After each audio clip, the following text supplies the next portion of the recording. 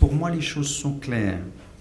Nous avons fait dans l'Union européenne des évolutions comme celle que vient de connaître la Tunisie, un préalable à l'élargissement de l'Union européenne.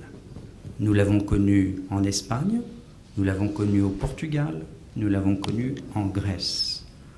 D'une autre manière, nous connaissons une évolution de ce type en Turquie, et je crois que nous pouvons tous avoir un respect formidable pour ce que le peuple tunisien a engagé. Comme l'a dit à l'instant le secrétaire général, c'est le peuple tunisien qui a engagé cette transition démocratique et nous devons d'abord un respect immense à ses propres décisions.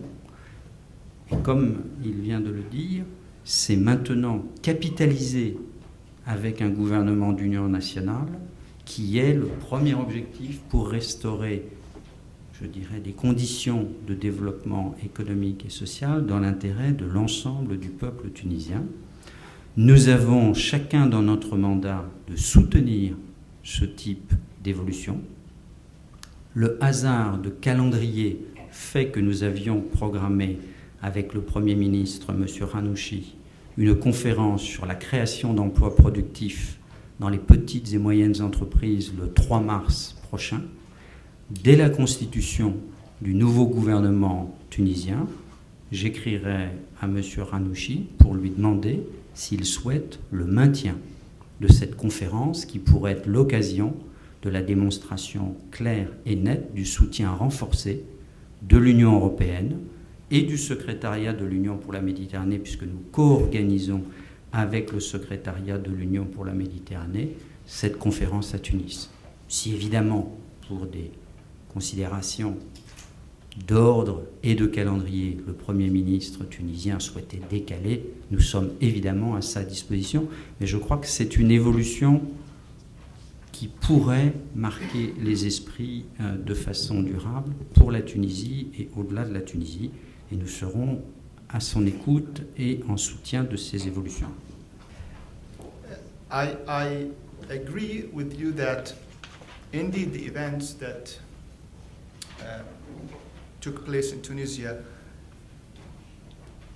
is a clear mark that we need and a demonstration that we need a more focused and reinforced partnership. Because at the end of the day, the whole Union for the Mediterranean is about creating synergies between the values that we all have together. And I remind you of the agreement of the heads of state and government in the Paris Declaration, where it was agreed that we need to push forward the values of participation and freedom and democracy. Obviously, it is very important in the line of the work that the Secretariat is doing and the Union for the Mediterranean is aiming at, to look at the context of events in an economical context. And this is why it brings to my mind the importance of the Secretariat and the Union, that we really need to focus on concrete and real projects on the southern rim of the Mediterranean in order to address the issue of non-employment and in order to create job opportunities and better lives with a social, economic, and welfare for the people. These are the causes for disturbances, and I think that we have to read it in this context. Again, I hope that the Union for the Mediterranean will be able to bring the partnership closer and create more synergies between the values of all the partners. And on the issue of touring the capitals, obviously, I always, and that is my personal belief, I believe that we need to do more on the visibility in the minds of the public. And I believe that we need to go out on what I call roadshows in order to explain to the political apparatuses and also the public and the people and the media and the stakeholders what we're doing and what the Union for the Mediterranean is about. At the end of the day, the technical work is important. And yes, I agree with you that this is a technical organization as was agreed by the member states. But at the end of the day, there is a political link. And obviously, having presence in the public, having what I always call a public diplomacy engagement is very important because there's no value if you do all the work and nobody knows exactly what you're doing. You need to deliver the ideas to the public and deliver to the public what you're doing at your technical work. I have had some tours in the last year. By the way, it's a coincidence that it is 1 year now in my position since I was elected. And time passes by very quickly, I tell you. And I believe it was almost 1 year since I sat at this desk delivering my first press conference. And I did tour some countries, and I believe that we have to engage more European capitals on this, and hopefully we can do this in the lines of the coming months. If I may take this first part, because I think that the second part will be addressed by Philippe. The EIB does not contribute to the budget of the Secretariat. The Secretariat's budget comes from the contribution of the partners themselves, the 43 countries, on voluntary basis, and in addition to the European Commission. So this is the budget where the money comes from.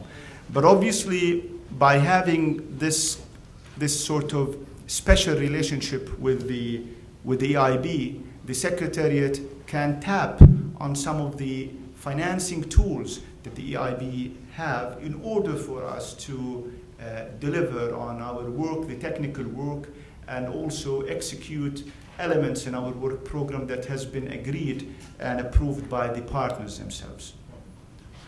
As I said previously, for this region, our priorities are the one of the Union for the Mediterranean. We will not try to elaborate a regional planning which could be different from the Union for the Mediterranean Secretariat work, because that's the best demonstration that we are linking one with the other. We have governing bodies, by definition, each of us, like the Union for the Mediterranean Secretariat reports to 43 countries. We do report to our European ministers, and so in July, we will go back, as every year, to the European finance ministers to present to them the result of the year, including this memorandum of understanding, and we will propose to them to increase the support to the region. But on sectorial terms, let us not duplicate efforts. What we have to do for all the finance institutions in the region is to follow the guidance of the Union for the Mediterranean, so we will avoid to lose energy. Well, if we don't have any further questions, I would like to thank you very much for having made the efforts to come and seeing us today. I thank you, and hopefully we'll see you very soon in the future. Thank you. Merci beaucoup.